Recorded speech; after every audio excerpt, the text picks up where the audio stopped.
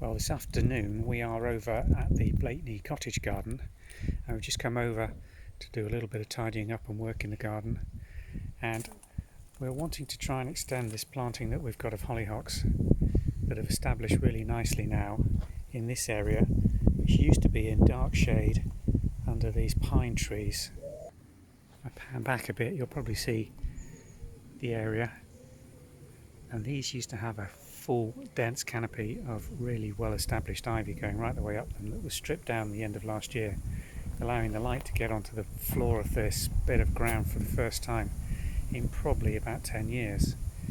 And Kate's established these hollyhocks in this area at the end of last season, and they've done really well. See, they've got a little bit of rust, but they're all self-supporting, forming quite a nice dense flower mass at the moment. But what we have noticed is that there's very few young plants coming on. Here's one seedling from last year that's growing away nicely, and if I pan back towards the wall you'll see a group of about 7 or 8 others, but the central area, which was completely coated in ivy, has got very little coming up apart from the ivy sprouting. So what we're going to do now is seed this area with seed that we saved from last year's hollyhock flowers. Let me show you that. This is a brown paper bag that we've cut sections off the hollyhock flower heads as the seeds have formed. And this is the typical little end of flower seed pod that forms, and you'll see that the seeds have completely fallen off these. But if I put my hand into the base here,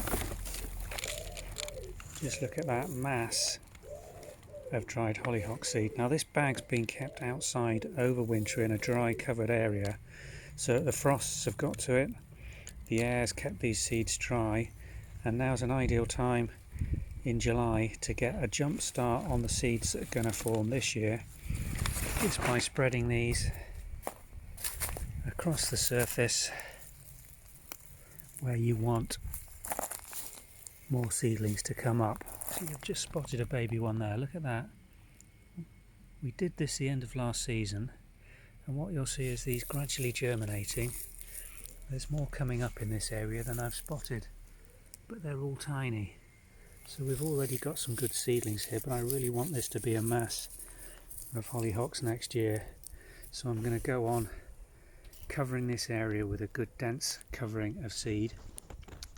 We won't actually work it in, we'll just leave it to fall down into the ground.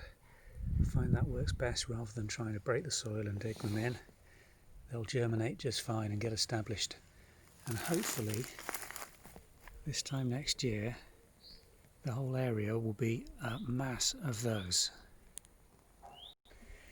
We've got quite a nice variety of colours in this mixed seeded bed. Beautiful deep magenta, these rich pink with veining and level centres, creamy apricot, again with striated, almost orange centres to the flowers. This lovely pale pink, almost white, again with a yellow centre. Front of the cottage we've got these rather nice peachy magenta. It's the beauty of crossing natural and growing seedlings from plants that will naturally be cross-pollinated by these insects. You get a whole variety of colour combinations and some doubles just to surprise you. Got these absolutely gorgeous rich magenta flower spikes occurring just in front of one of the bedrooms of the cottage. And coming around onto the southern facing gravel patio against the house, apricot peach, a freestanding pale pink one, a real open form. Again, the leaves on this are starting to die back at this time of year, but it's nonetheless attractive for that. And coming round onto the kitchen patio doors, walking through this mass of absolutely lovely colours. Apricot peach, pale lemon, and more magentas, and right in the corner an almost black. Lovely combinations. He's enjoying them. Look at that. And again, we've talked about these seeding all over the place. Here in the gravel just outside the French windows from the kitchen, we've got a whole mass of little seedlings coming up, and most of these are going to be in completely the wrong position. Hollyhocks are very difficult to transplant easily or well once they've reached this size. The deep taproot goes straight down, and trying to get those out, you've got to dig a big clump of soil out with them, or risk losing that taproot, and if that goes, they really just don't do well. So these will be hoed out, and we'll leave the ones further back in that border to come up and fill in next year. But in this climate, these will be semi-hardy perennials, and the same plants will do well 3 or 4 years before dying out.